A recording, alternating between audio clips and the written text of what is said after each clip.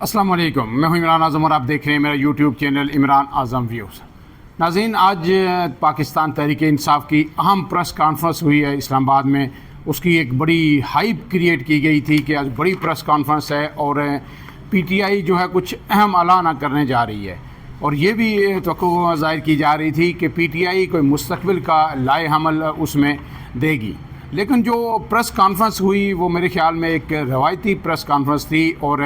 काफ़ी मायूस कुन भी उसे कहा जा सकता है। उमर अयूब उस प्रेस कॉन्फ्रेंस में मौजूद थे और चेयरमैन बैरिस्टर गौर उसमें मौजूद थे, दिगर रहनुमा भी वहाँ पे मौजूद थे। लेकिन उन्होंने जो बातें की वो वही रवायती बातें या जो पहले बार बार पीटीआई करती रही है, जो इल्ज़ामात आयद करती रही है हुकूमत पे कि ये हुकूमत नाकाम है, महंगाई बढ़ रही है, आप शहरों में हमारे साथ चलें, और इस तरह की बातें वो की गई हैं। फिर जो है अदलिया पे भी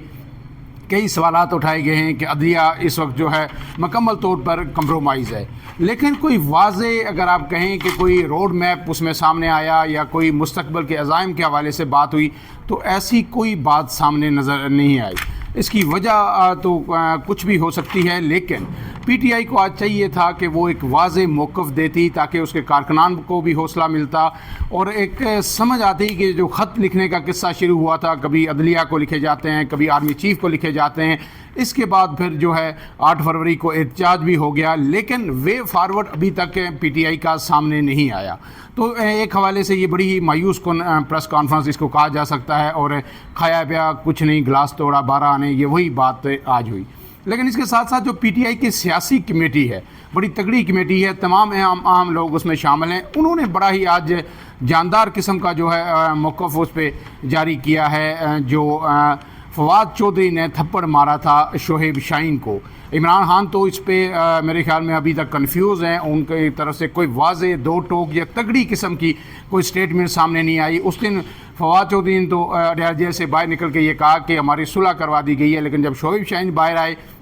तो उन्होंने इस दावे को जो फवाद चौधरी की जानिब से किया गया था यकसर मुस्तरद कर दिया। उन्होंने कहा कि कोई सुलह नहीं हुई और ना कभी ऐसा होगा और ना कभी मैं सुलह करूंगा। उल्टा उन्होंने बड़े संगीन इल्ज़ामात फवाद चौधरी पर आयद किए थे। उन्होंने कहा था कि ये शख्स जो है सिर्फ इस वजह से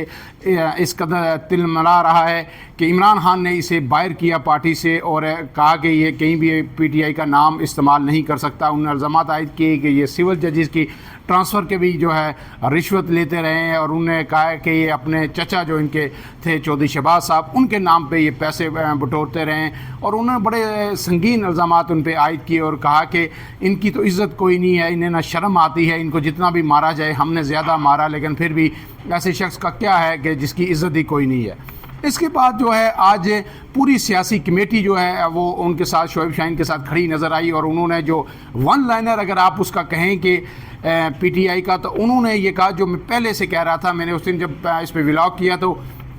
कई पीटीआई के लोगों की जानिब से नीचे कमेंट भी आए और उन्होंने कमेंट्स में ये कहा कि जनाब के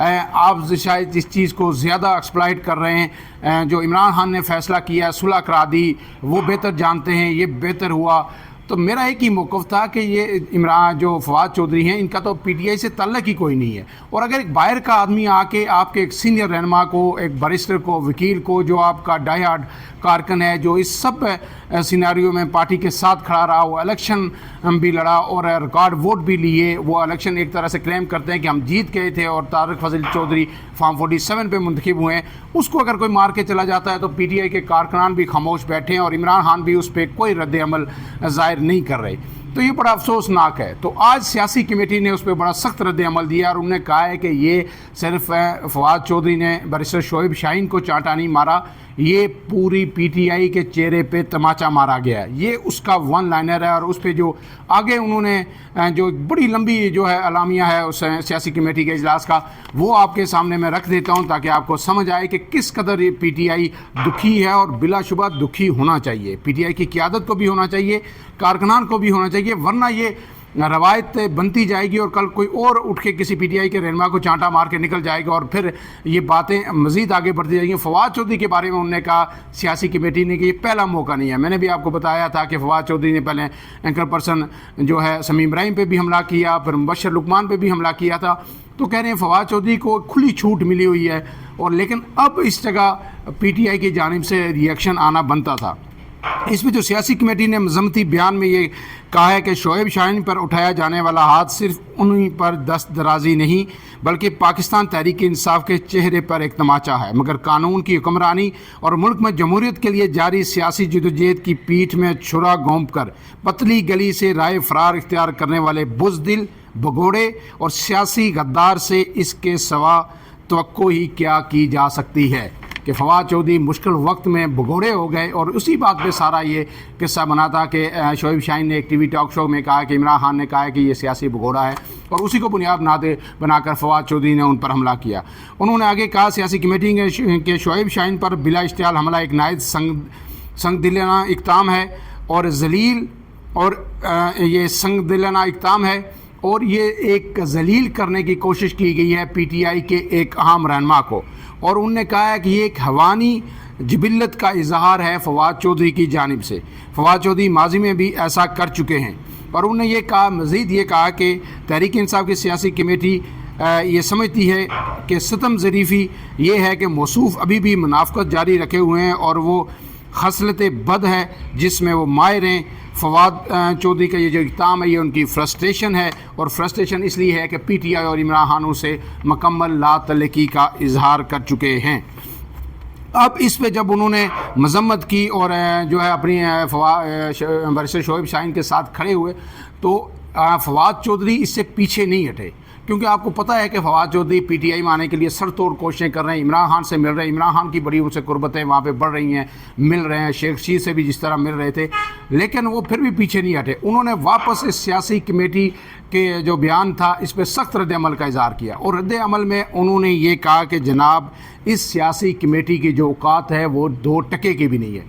پی ٹی آئی کی تمام لیڈرشپ کو گویا انہوں نے بے توقیر کر دیا۔ پہلے تو صرف شعیب شاہین تھے، لیکن سیاسی کمیٹی عمران خان نے بڑی مضبوط بنائی ہوئی ہے، اور جو کور کمیٹی تھی اس کے سے بھی اس کو آلموسٹ ختم کر کے تو سیاسی کمیٹی بنائی تھی، اور انہوں نے کہا کہ تمام عام فیصلے اس میں ہوں گے۔ اب اس پوری کمیٹی کو فواد چودھری نے کہا کہ اس کی اوقات 2 ٹکے کی بھی نہیں ہے۔ صرف یہی نہیں، اس پر مزید سیاسی کمیٹی پر بھی الزامات عائد کیے ہیں، وہ الزامات میں آپ کو سامنے رکھ دیتا ہوں۔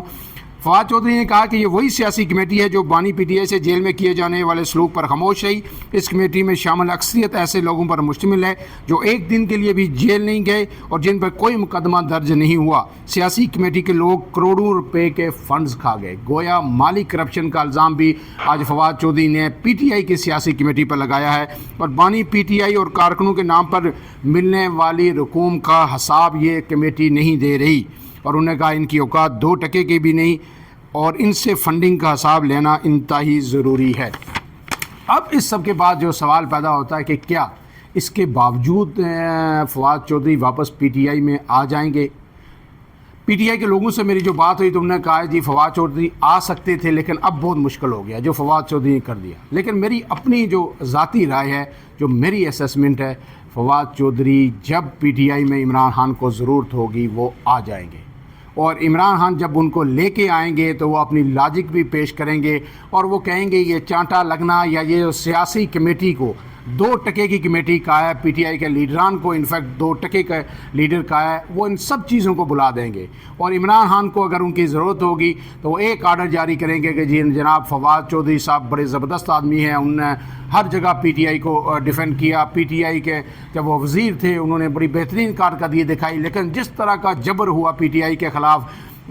جس طرح لوگوں کو بلیک میل کیا گیا، تو ظاہر ہے فواد چودھری بھی انہی لوگوں میں سے تھے کہ وہ افورڈ نہیں کر سکتے تھے، اس لیے انہوں نے کسی اور پارٹی میں نہیں گئے۔ اور سب سے بڑی دلیل عمران خان یہ پیش کریں گے کہ دیکھیں فواد چودھری سائڈ پہ ہو گئے سیاست سے، لیکن وہ کسی اور جماعت میں نہیں گئے، اور اب وہ واپس پی ٹی آئی میں ایکٹیولی جو ہے رول ادا کریں گے۔ تو جب یہ بیان اڈیالہ جیل سے عمران خان کا آئے گا تو پھر اس کے بعد جتنے بھی لوگ ہوں گے، پی ٹی آئی کے کارکنان ہوں یا پی ٹی آئی کے لیڈر ہوں، وہ سب عمران خان کی ہاں میں ہاں ملائیں گے اور کہیں گے کہ جناب جو کپتان نے کمال فیصلہ کر دیا، اس سے بہتر فیصلہ ہو ہی نہیں سکتا تھا۔ تو یہی چیز ہے جو میرے خیال میں جو پی ٹی آئی کو کوئی دوسری جماعتوں سے منفرد نہیں بناتی۔ پی ٹی آئی ہمیشہ یہ تنقید کرتی ہے کہ جی جو آمریت ہے پیپلز پارٹی میں، نون لیگ میں 1 مین شو ہے، جو آصف زرداری یا بلاول بھٹو فیصلہ کرتے ہیں وہی سب منوان تسلیم کرتے ہیں، جو نواز شریف شہباز شریف کہہ دیتے ہیں، مریم کہہ دیتی ہیں وہی ہوتا ہے۔ تو پھر اپنے گریبان میں بھی جھانکنے کی ضرورت ہے۔ یہ بھی دیکھنا چاہیے کہ عمران خان جس پہ ہاتھ رکھتے ہیں وہی پی ٹی آئی کا لیڈر ہے، جس کو چاہے شیر افضل مروت ہوں یا دیگر ہوں، جس کی جتنی قربانیاں ہوں، عمران خان جب کہتے ہیں کہ یہ پارٹی میں اس کا کوئی کردار نہیں ہے، یہ پارٹی سے باہر نکال دیا جائے، تو کوئی چوں چراں بھی نہیں کرتا اور سب چپ ہو کے بیٹھ جاتے ہیں اور کہتے ہیں جو کپتان نے کہا یہ بہت اچھا فیصلہ ہے۔ تو پی ٹی آئی اگر باشعور لوگوں کی جماعت ہے، اور خاص کر کے جو نوجوان ہیں وہ کہتے ہیں کہ ہم باشعور ہیں، ہم جو ہے نا کسی جبر کو قبول نہیں کرتے اور ہم جو غیر آئینی فیصلوں کو نہیں مانتے،